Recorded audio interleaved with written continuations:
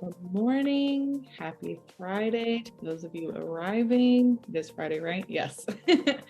Welcome to our final Evolution Leadership Foundation series. We are going to get started in just a couple of minutes. And for those of you who don't know me, my name is Stephanie Kissinger, and I'm the head of community here at Evolution. So get settled and we'll get started in a couple of minutes here.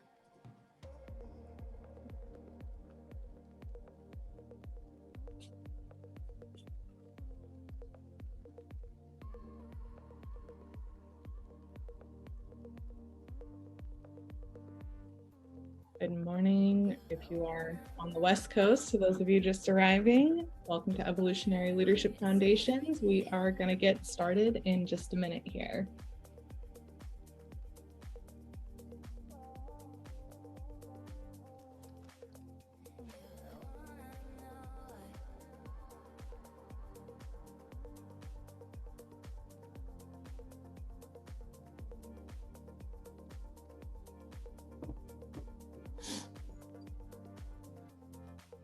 Right.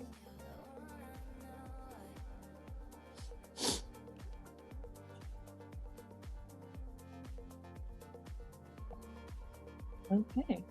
All right. I'll get going.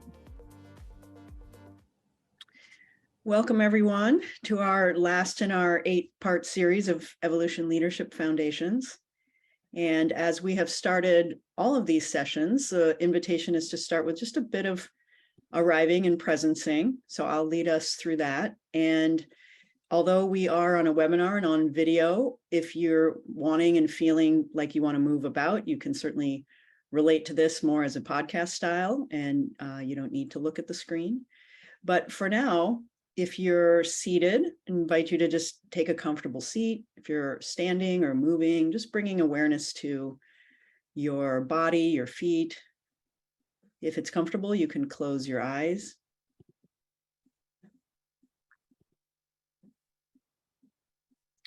Bringing awareness to your breath.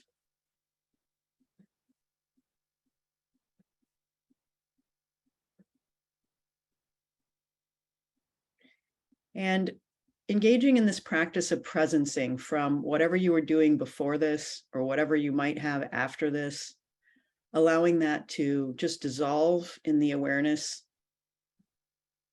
in your awareness of your present experience.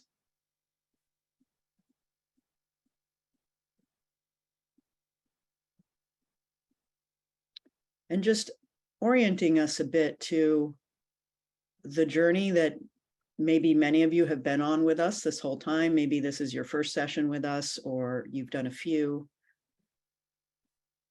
But orienting to what's the point of all of this that we've been talking about in leadership. So noticing just as you're presencing yourself, maybe attuning to what drew you to this in the first place, wherever you are in the world, whatever your particular vocation or calling is.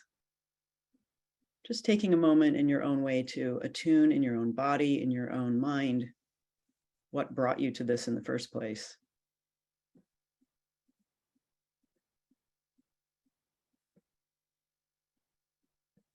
So just taking a few more breaths, you can open your eyes if they're closed.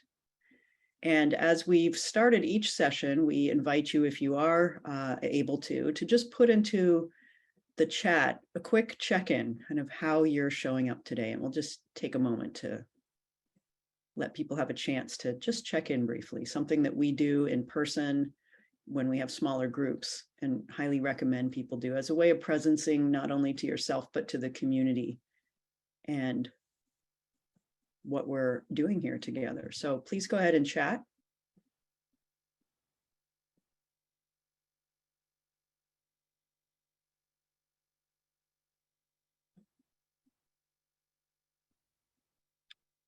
Energized, grounded, present, calm, centered, inspired, in transit.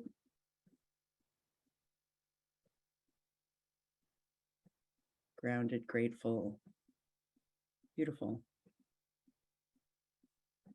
hopeful, open to receive. Good. Welcome. Welcome, everyone. This is in some ways, not in some ways, it is our capstone session. So we're going to integrate a lot of where we've been in the journey and then end it with this sense of what is the point of leadership? What is our point of view on leadership? And how do you hold that in a way that has a sense of purpose and integrity in the world, and including the role of business itself? And so as we go through this, and those of you that have been with us on this journey, amazing to think that it started last April, I believe, this past April, that you're able to integrate yourself, the different steps in this point of view on leadership and this unfolding conversation that we've had. And so you may have kind of old notes, and we always encourage you to write if you would like. And we're going to be using this as a way to just integrate our journey today. All right, so here we go.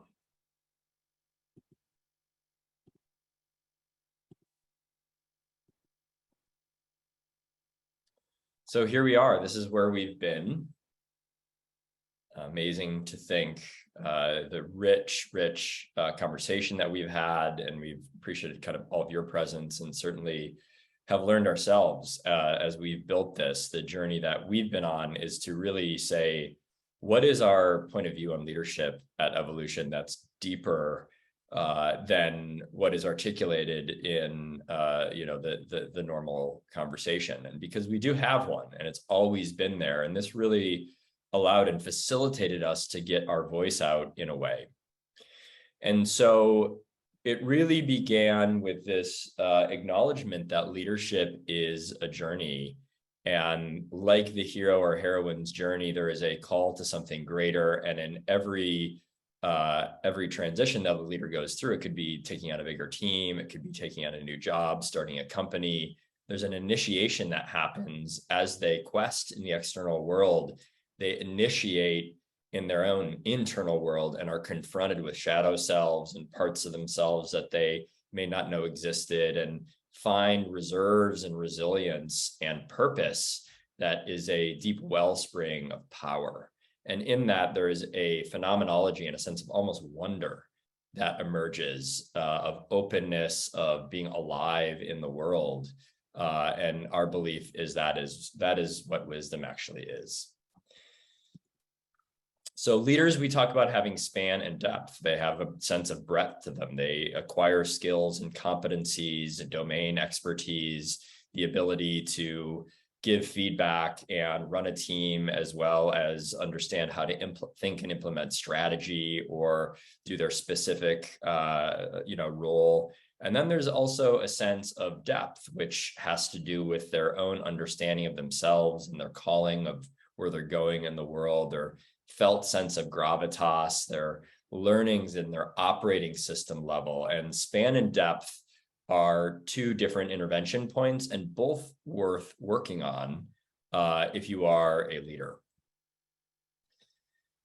The hero's journey fundamentally is a U, and we use this language called traveling the U. In any small or large transformation, we're trying to have a new result from a suboptimal result. And usually what we'll do is look at what we're doing or not doing, and then not just stop there, actually look at the narratives, mindsets, or beliefs that are underpinning our actions and behaviors. And that's really where the trapped potential and sustainable change lives. When we reframe our new beliefs, then we're able to take new aligned actions to get a new result. And the results, we know this from research and behavioral science, are far more sticky when they're aligned to a reframed new set of beliefs or mental models. And that's a really powerful and sometimes emotional journey when you go on. It happens again over years and in a single coaching session. And really, this is when we work with leaders, we encourage them to hold themselves accountable and to do something different. Fundamentally, that's how you change, and that's how you see change in the world. But that deeper inquiry into who you are, your ontology, is also a part of this that really leads to sustainable long-term transformation. So if be do have, as we call it, is our y-axis, which is this, who you are drives how you show up or what you do, and then, what the results that you have. Our x-axis is this, which is based off of integral theory, which says that in any issue, you can look at the technical or impersonal relating to the relational, the norm or the communication dynamic, the level of trust, even the team dynamic or even parts of culture, and then the individual, the emotional intelligence, self-awareness, time management, even subjective and objective aspects of the individual. And like a three-legged stool, each one of these dimensions supports a result. And so if you think of I, we, it as an x-axis, there is a be, do, have in each one of these dimensions. Even at the it level, you can look at the design of the organization and look at the mental model that holds it together. So there's depth in all of these, and there's also span. Our point of view on leadership is that it's evolution, is this great tide, a layering of one step onto another, transcending and including the previous stage. It's elegant in that way. It's not about becoming something that you are not. It is about becoming more of who you are and increasing levels of simplicity to complexity. We understand that there's different lines of development that come from Ken Wilber talking about. These are all things we can optimize in our development. We can look at our emotional capability, our physical body, our intellectual or mental line, even things like our spiritual development. We can track that and move from lesser to greater. And this again acknowledges that in evolution, hierarchy exists. It's like a developmental ladder. You can't skip a rung, but there is a sense of the vertical. Practically speaking, developmental theory applies to organizations that in leadership, the ladder increases as we move to leading others, managers, leading managers of managers, sometimes called leading the function, and then leading an entire organization. And that at each stage, there's different competencies to learn at a span level, and then levels of depth to learn about ourselves. And as we do that, as we kind of go through these stages, there's an initiation that happens that can be rocky. And certainly, as we would espouse, getting support and someone that can mirror back who you are, help integrate learnings is critical. It's another part of the hero's journey, is the archetype of the sage that helps leaders move through these transitions from one level to another. And our point of view is that leadership exists at all of these levels, including if you're an individual contributor, that leadership is a function of behavior, not title. And there is still work to do even in that, because it is fundamentally social psychology, the influence on others towards common cause. That developmental ladder is based on spiral dynamics, which is a model that we use that talks about this move from simplicity to complexity, this move from the pure ego sense to relating to others, and then the integration in what is second tier, which integrates all the previous levels. First tier in spiral dynamics, the memes as they're called, that's what those levels are, think the others don't have a right to exist. So they actually cause conflict, and we can see green and orange tension, for example, excuse me, in the world today. And the integral view, the second tier view, says they all have a right to exist as a point of view. Then we talked about self-awareness. If you think about moving through those memes or those gauntlets, we have to fundamentally turn that light inside of us and understand all the different things that have made us in our journey, where we come from in the culture and how that's impacted us, even our birth order, our family of origin narratives, our personality theory that we're born with. We use the Enneagram a lot. Genetics and epigenetics, life experiences that have shaped us, education and training, where we live in the world. There's a lot to understand. And we say that our operating system is like a diamond, and we can't reduce any one of us to our enneatype or our family of origin or a single event. Human beings are incredibly complex, and the journey of a lifetime, the road less traveled, means understanding all of these things. We, in this session, asked you some questions. When we think about what self-awareness is, it is fundamentally self-inquiry. Sometimes we need help from others to mirror aspects of us, but we ask these questions that are rare in our daily life for humans, unless we're sitting maybe on a starlit, beautiful lake or in a place that is conducive for reflection. We have those moments, those flashes of insight where we can kind of understand things and about who we are, where we're going, and with whom.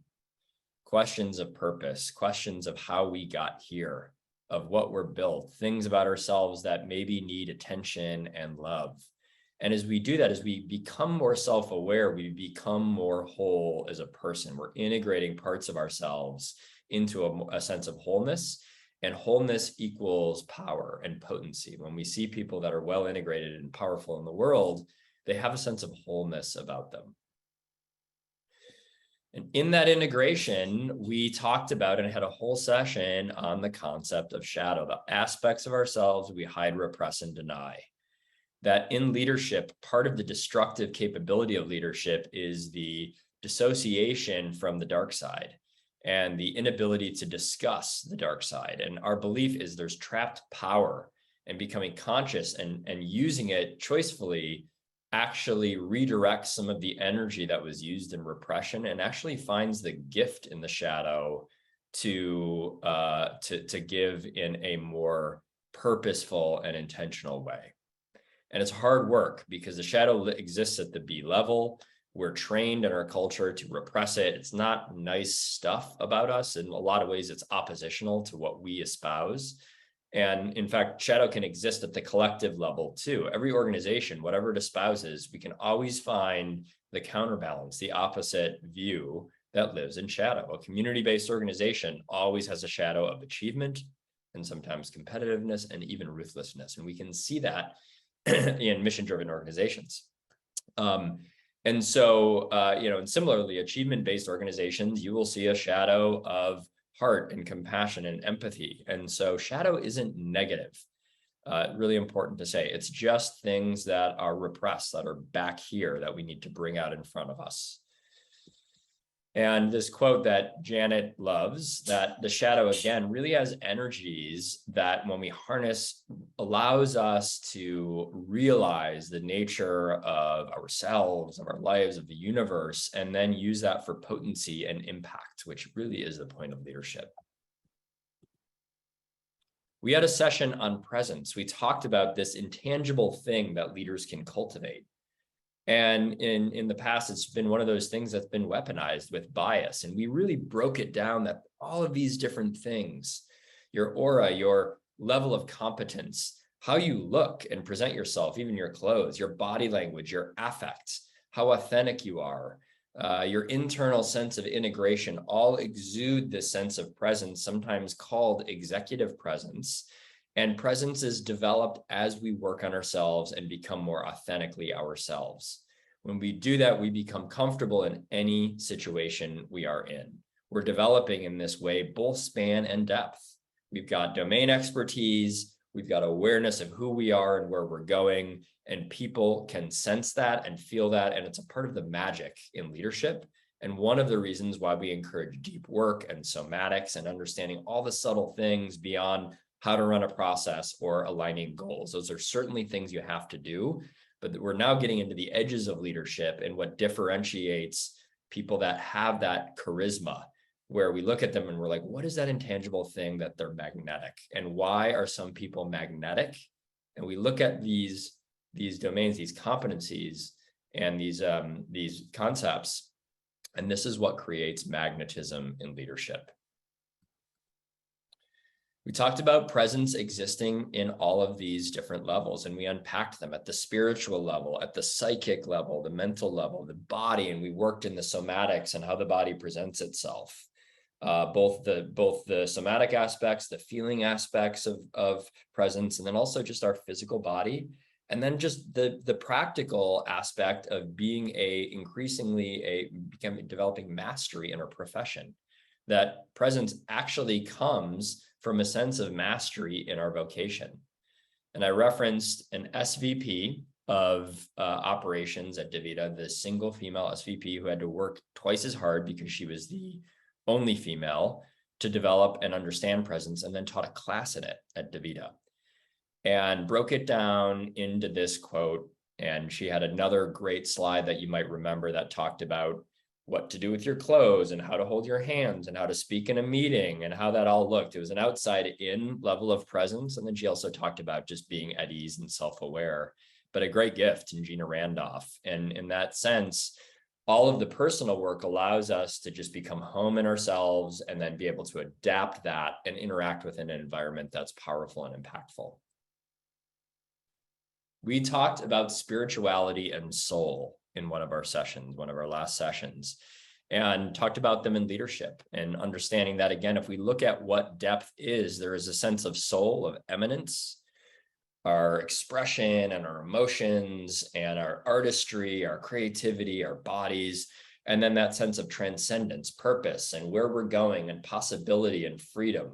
And spirit, differentiating spirit and soul. A lot of times people merge them in personal development, but they're two distinct domains. The sense of spirit and leadership really relates to questions like these. All great journal questions, all great self-inquiry questions, or an inquiry that you can work with your coach or therapist. The sense of soul is a earthy, body-based, expressive nature. It's kind of our humanity, if we think about that. And this is, this inquiry into our feelings and our depth and how we can express that in an artistic way, using everything that we do as an opportunity to create something that is evocative or artistic. And again, these questions similarly are great inquiry into a sense of soulfulness, and there's more. We believe that both of these have gifts. If you think of spirit being the call that can pull people towards, that can motivate, that can lead you to realizations of the way the world should be, and then that sense of soul is how to create that vibration that people will follow inside of yourself. If you have a vision, part of the power is constructing a narrative or a culture that really comes from these things that bond humans together, which is our social neurons, our feelings, the right brain aspects of symbol, of story and storytelling. These are all soulful things. And these mechanisms in leadership really work together, again, to create a potent and magnetic impact. So when we think of all of these things, our point of view is our title, is the name of our company. And that leadership really is about evolving ourselves to have an evolved perspective in the world. And in that, to help the world evolve leaders supporting evolution. And that leadership as defined, when we think about it, it's not just personal development so you feel better.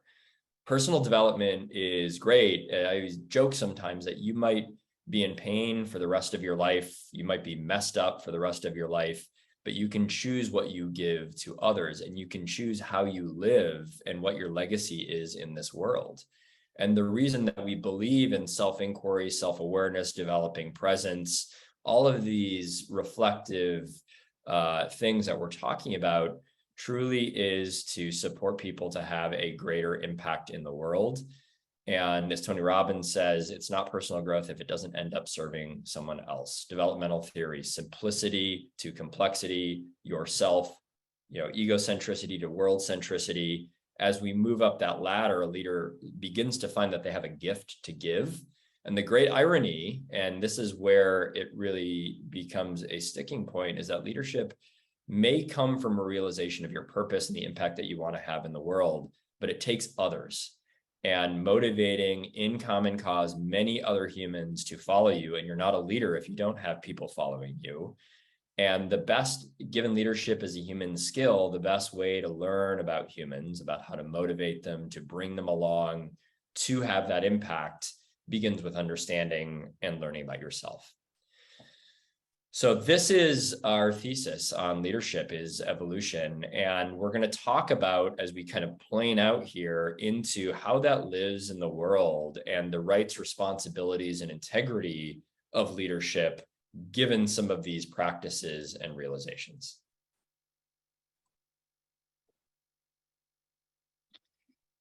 Thank you, Matt, for that kind of run through of the last 7 sessions and orienting us.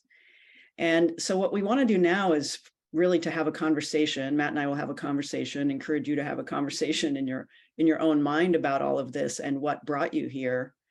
Matt has put on the screen a quote that I really like from the Dalai Lama. He wrote a book a number of years ago called Ethics for the New Millennium. We're now a couple decades into the new millennium. And it seems like this quote is quite apt, which is, a revolution is called for, certainly, but not a political, an economic, or even a technical revolution. We've had enough experience of these during the past century to know that a purely external approach will not suffice. What I propose is a spiritual revolution. And this speaks to what Matt was just naming just now, and also our point of view on leadership and kind of what's the point of all of this. I mean, there is a certain satisfaction and sense of meaning and purpose for any of us who've done some personal growth work and personal healing, for that matter, of looking at our operating systems and what has impacted us and our personal suffering and those around us, and really moving through the different stages and variables of, what leads. And there is some satisfaction to that, certainly. But there's also a kind of egocentrism, or almost even indulgence, if we just hang out there. And in the Buddhist tradition, there's a lot of discussion of motivation, and there's a wonderful motivation to free oneself from hardship or suffering. But there's a much greater motivation to actually do that work in order to extend that to all other beings, starting with humanity. Most of us orient towards our dogs and cats and humanity, but there's a lot of other sentient beings just here on Earth, let alone who knows what else. And the idea, like what's the point of all this?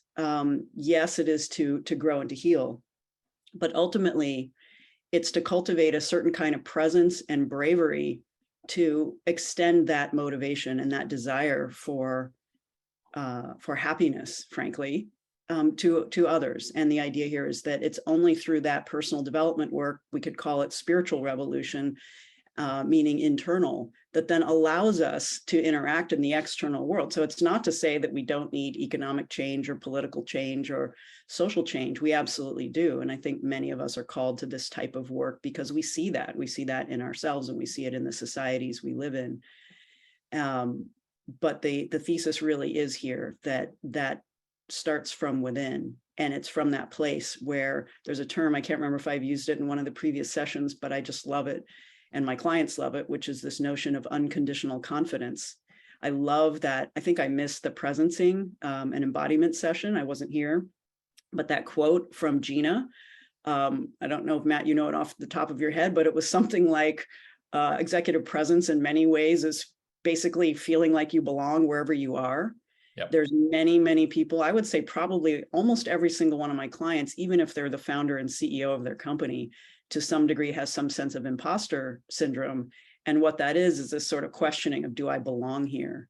And the notion of presence and a result or fruition of this type of path and spiritual revolution is, yes, you belong wherever you are, and you belong in a bunch of places where maybe you aren't yet.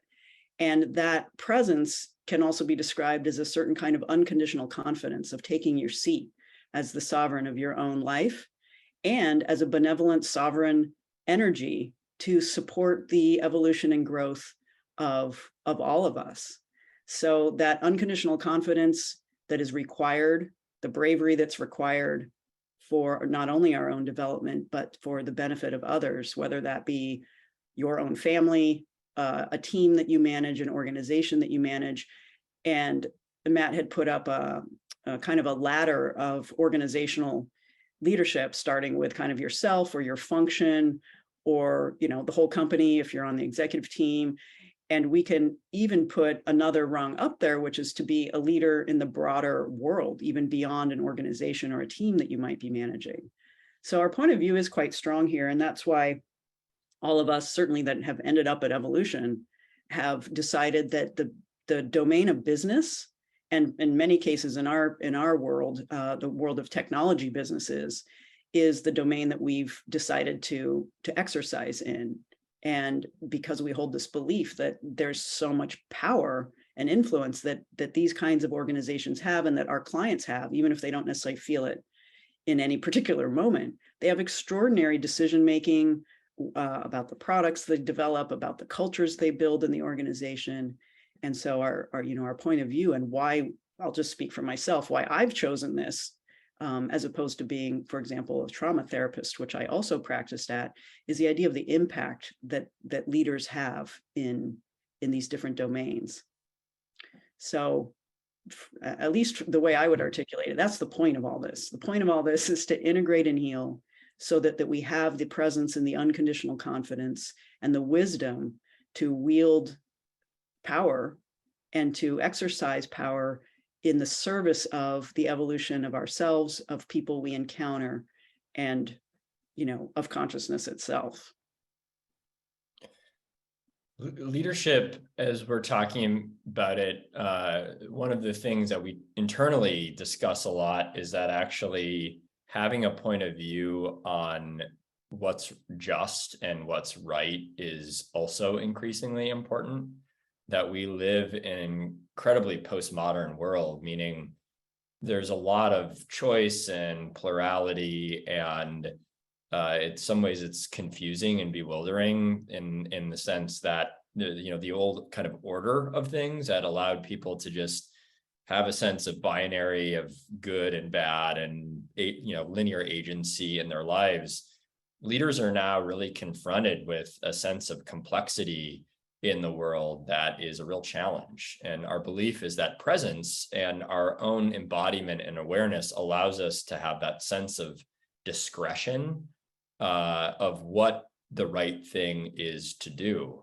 And leadership fundamentally is social psychology. It is discretion, and it's building that sense of sovereignty to have the wisdom and vision to do the greatest for the most, as we say. And we sometimes fall into traps as coaches and OD consultants that we are essentially helping people build the matrix, that we are helping leaders become more capable.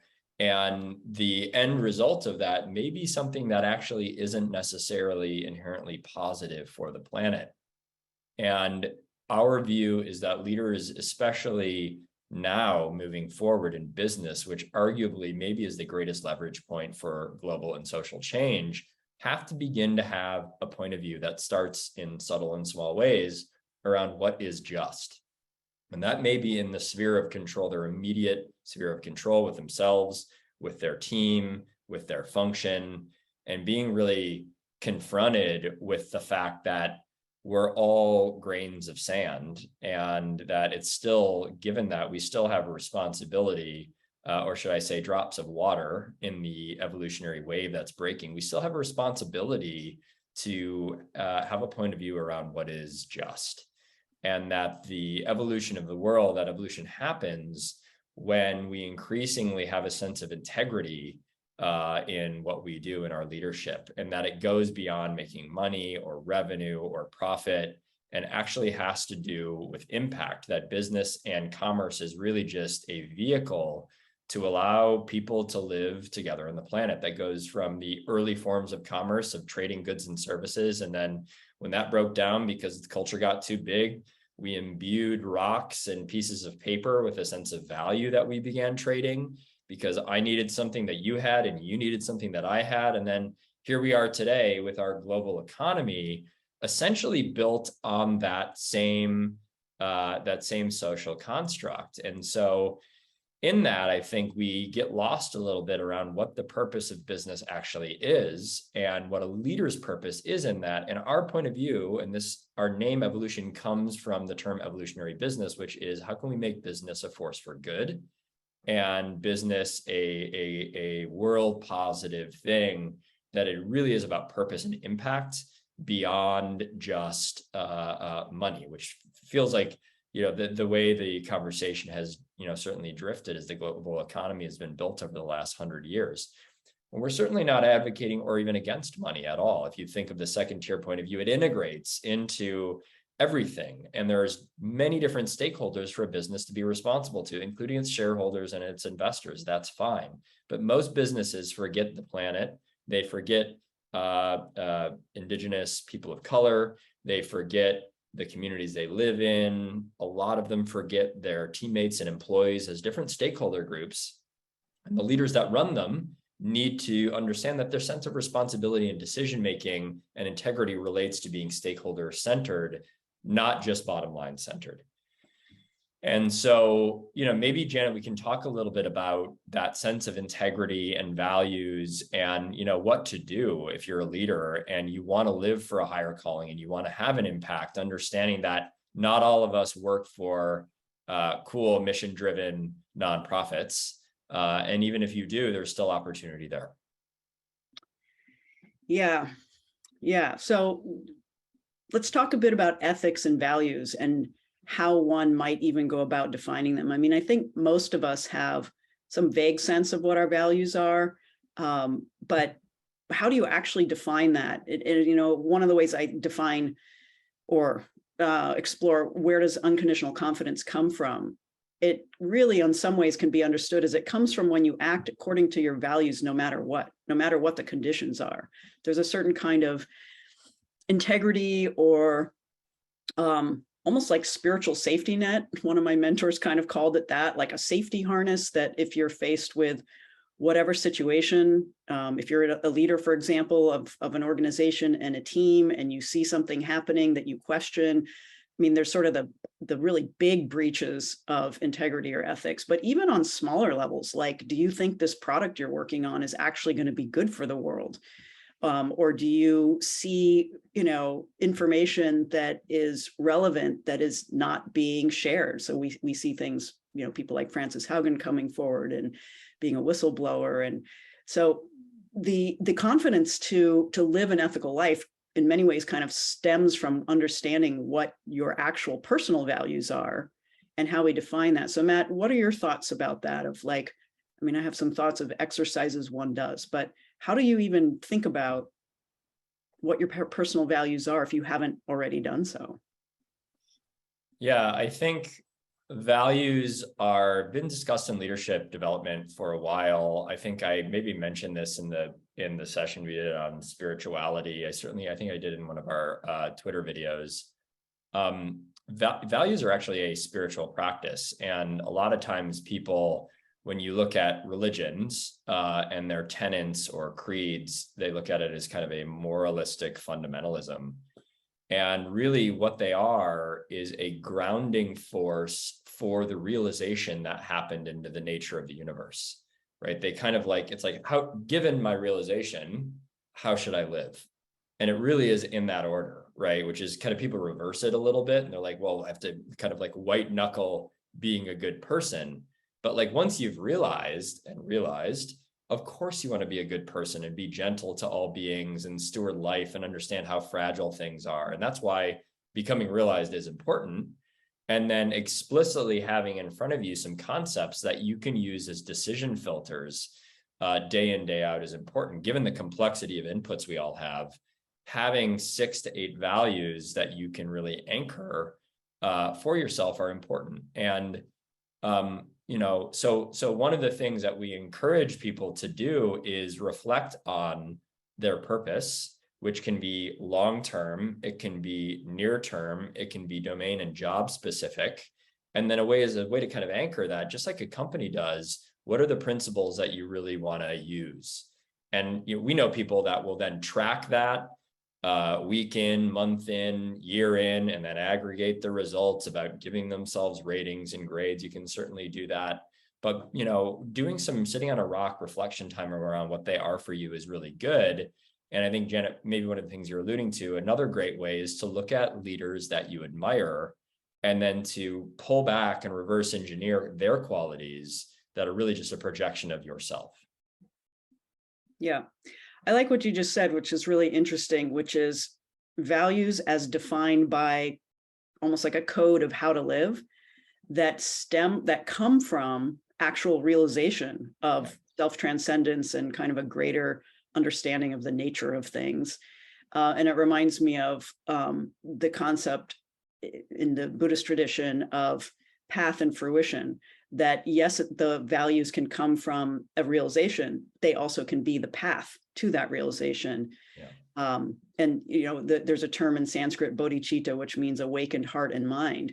And absolute bodhicitta is that full awakening and realization.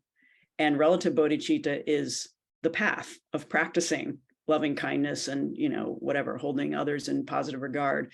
And the path and fruition can be the same. So that's another way to think about that. One thing I think about too, especially when we think about organizational leaders, and I'm curious your thoughts about this. And to be honest, I don't know exactly what my full thoughts are about this, but what I have observed is that, leaders that I coach, or myself for that example, live in a larger system. And you said something that really struck me that I think probably a lot of people can relate to or resonate with, which is, I've been doing this type of coaching in the tech business world for almost 15 years now. And I regularly ask myself, is this useful? Am I just helping organizations build the matrix and create more division in the world and create more addiction and more division, et cetera? Like, is this useful? And I think a lot of folks who personally are very committed to their own development and even those around them and their ethical and moral way of living find themselves in systems with conflicting incentives or even just personal ramifications. So for example, I might have a client who really wants to support and promote certain individuals on their team, for example. But there's a sense that if they do that, they're going to get political backlash from others who don't want to promote or support those people, for example. So what is the ethical thing to do there? Is it to promote and support that person?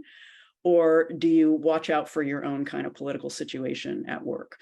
And, that can go all the way up to, design engineers who recognize that the products they're building are actually creating more problems in the world. And yet, if they were to raise some of those questions or to suggest, there's some design tweaks we could do here to this product that's going to make it less addictive and less bad for, people's self-esteem, et cetera. And yet their livelihood is to not rock the boat too much. There's genuine fear for their own livelihoods. And I'm curious what you think about that, or if you've even felt that way, even yourself coaching and consulting with these groups. It's definitely something I sit with. Like, what do you do? There's a lot of depth in that, in the sense that the ripple effect of our actions we may never see. And a lot of times we feel powerless in the middle of a larger system of oppression, right? To use that word. And I think what it calls for all of us, and I've certainly been there and actually feel I feel kind of almost impacted myself, is I have to stay connected to the fire inside of me and have, a lot of times through spiritual practice, connect to that sense of meaning that keeps me alive in the long nights. And it's easy for that flame for me. It never goes out, but it's easy for me to lose track of it. It's easy for me to become burnt out and lose a connection to that, to feel a sense of hopelessness and disengagement. To wonder if what I'm doing matters at all. And that is, I think, one of the lovely gifts from the Christian tradition. And actually, you think of some of the tenets of feeling, broken and lost, and all of those metaphors, beautiful metaphors that come from, the teachings of Jesus. And I think in that longing, in that brokenness, actually is the gift, because what you find is when we can kind of surrender to that at times and get quiet, the flame reemerges, knowing that like we're all just drops of water in a big wave. And sometimes there's a big lever and we see this impact and we feel great. And then the rest of the time, the rest of the 364 days, we wake up and we get our kids to school and we show up and we give feedback in a one-on-one and make a decision around what we're going to do. And we don't know what the ripple is. And one thing that I'll kind of land, I just thought about this. I used to lead management trainings at a previous job, big Fortune 500 company, transformational work. I got a message through Messenger on Instagram from someone that had been through one of those trainings 12 years ago, telling me how it had changed his life. And it's very rare, and maybe an example of something that would impact people, but and he explained why and his journey since then and what had happened, and I had no idea. And I think being a leader or a manager, at the very least, regardless of what the enterprise is doing, it's a huge leverage point in the impact on other human beings. And you think of the ripple effect of a great boss or a great leader you've had and how you carry them, and then the opposite of that. So at the very least, there is that human element that I personally hold on to. And the kind of the last thing I'll say with that is there's an interview with Hillary Clinton that I cite a lot on Business Insider, and she's talking about getting phone calls from, not even Fortune 500, but Fortune 10 or 50 CEOs. And they're like, Hillary, I know the right thing to do and I want to do it. But if I do it, I'm going to be in danger and legal trouble with activist shareholders.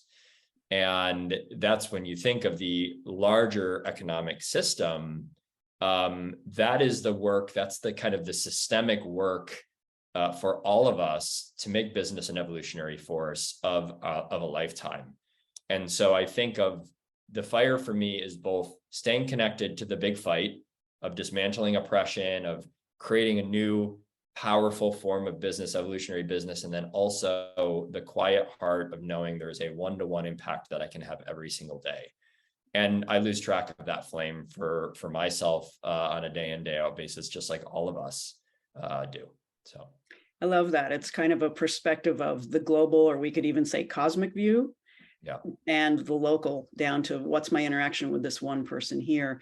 What you're really speaking of is a certain kind of resilience of living a conscious, meaningful, purpose-driven, ethical life in alignment with some core and mostly universal values. And that can feel really burdensome, which is why we see things like just being checked out or losing your stuff when you're upset, or various whatever addictions or retreatings, or just kind of going numb. And so that, I think that's a really important point too, to talk about what cultivates this sense of resilience and that flame. So, you mentioned kind of the quiet moments, and that naturally ignites. I mean, that's, I think, a good thing to think about too, is this, there doesn't always have to be this effortfulness, that actually when we stop, there's, at least again, this is maybe one of our points of view, there's a basic goodness in there that is alive and awake and caring and connected. And so it's not like white knuckling to get to that. Often it's just the exhale, and there it is, because it's ever present. And the other thought I had that I want to share, because I love this as well, is this was something that Chogyam Trungpa taught, Tibetan exile, who later came to the West and taught just remarkably amounts in the couple decades he was here. Talks about 3 forms of laziness. And the first form is laziness like we all think about it, like just whatever, sloth, laying around, not doing anything, feeling kind of bad, or maybe even enjoying it.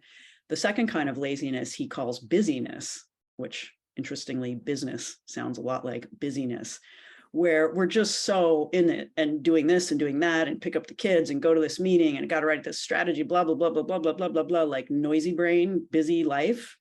And he actually categorized that as a form of laziness, because it isn't that stillness that allows wisdom and basic goodness and just, awareness to be present. It's like it clouds it all out. But the third form of laziness, which you're kind of speaking to, or I certainly feel sometimes, is loss of heart, cynicism, despair, which is super easy in the world today, and definitely easy in big companies where there's politicking and coalition building, or just you don't agree with the whatever it is, right? And it's easy to just kind of get cynical. And I remind myself, as perhaps a core value, of like, don't be lazy, rest, but also create space in your own life, in your own mind, to connect with that eternal flame of awareness and purpose. And also don't lose heart. Never give up on yourself or others. So I've found that really helpful too, personally. And as I've shared that with clients over the years of like, yeah, right, exactly. It's a great kind of round the bend thing to land, which is fundamentally, I think a lot of what we're doing as humans, and business is just another construct, is trying to be alive and steward life itself and be vital in the world and be engaged in the world. And we think about, when you look back at your life, a sense of pride that whatever you were doing has nobility, right? It's no job is small, and wholeheartedly engaging with that and engaging in your relationships really is the point. And so leaders fundamentally, in leadership, and the inquiry of it, is stewardship of life itself, including your own.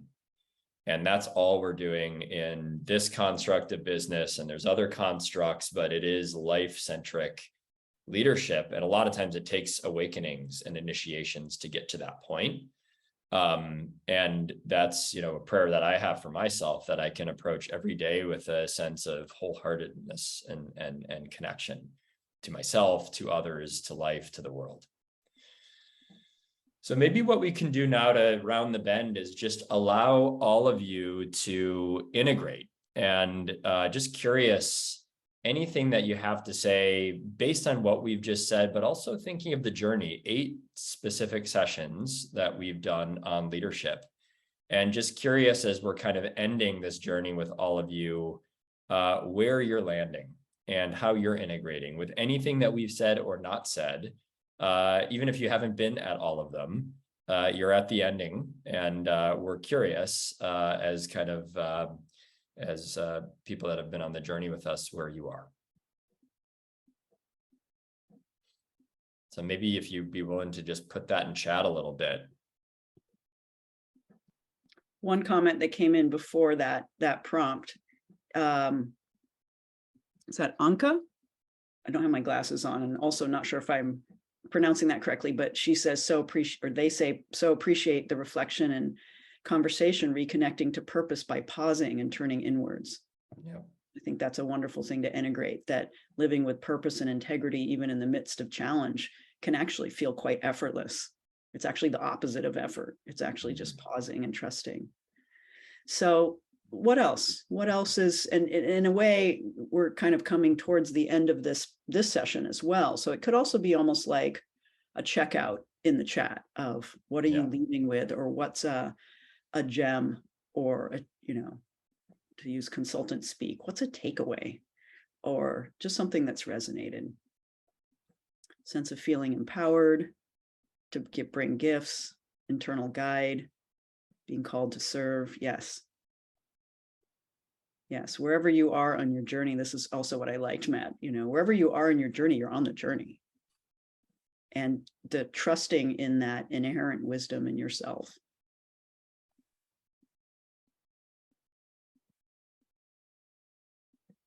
In the spirit of pause, we'll just pause and see what else emerges here from the community.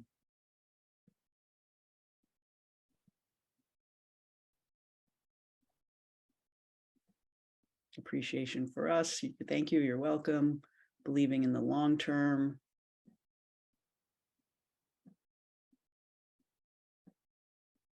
Living in integrity is magnetic, spiritual awakening.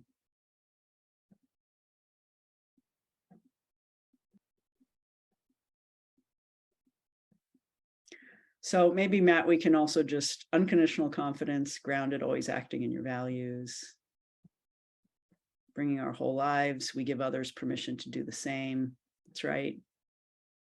There's like it's a nonlinear function, and I think, in my view, in our view, you touch 1 or 2 people, they touch 1 or 2 people. Rekindling of why I started in business in the first place. Power is force for change.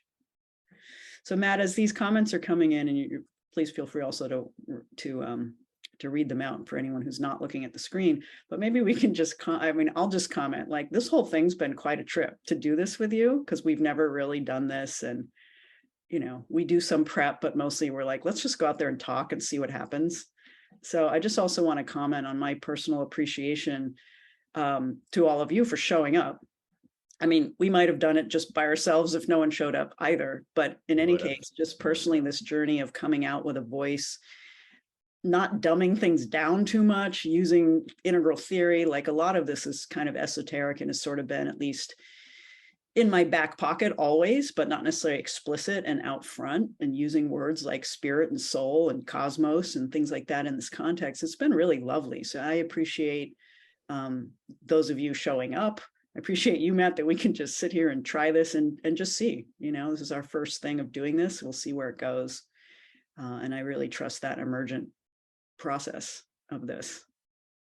Yep. I appreciate all of you as well. I appreciate you, Janet, being in this and developing this. And hopefully over time, we're going to be building a community around these perspectives, that we're not just kind of neutral, agnostic leadership development people and coaches, that we actually have a point of view about leadership and business as stakeholder centered and as a long-term value add thing, and that the role all of us can play in it, in both the small human ways and then the large multi-connected human ways. And so I really appreciate it and appreciate all of you too. Maybe what we can do is just all of us just take a last 30 seconds and settle. If you just want to shut your eyes for a second and maybe put your hand on a part of your body that would feel good to you. Right now it's my heart, and just take a nice easy breath in.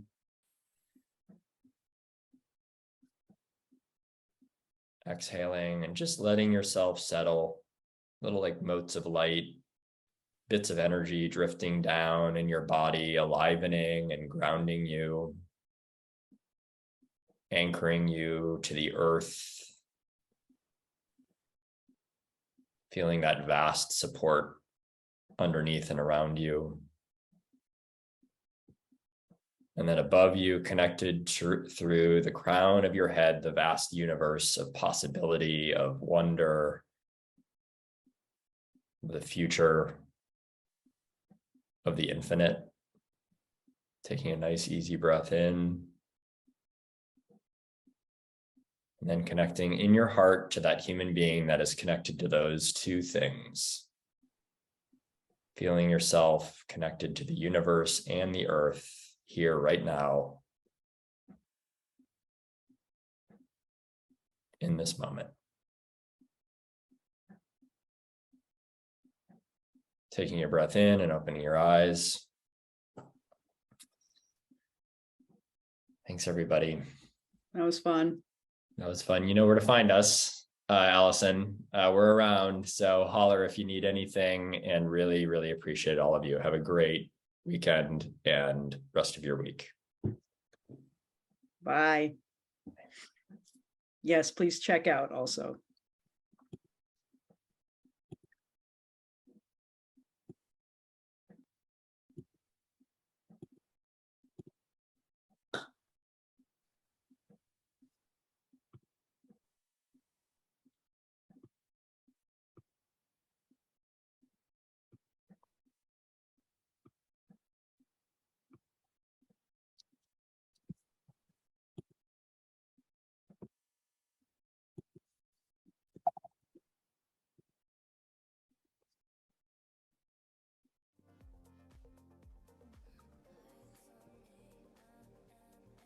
Thanks, everybody.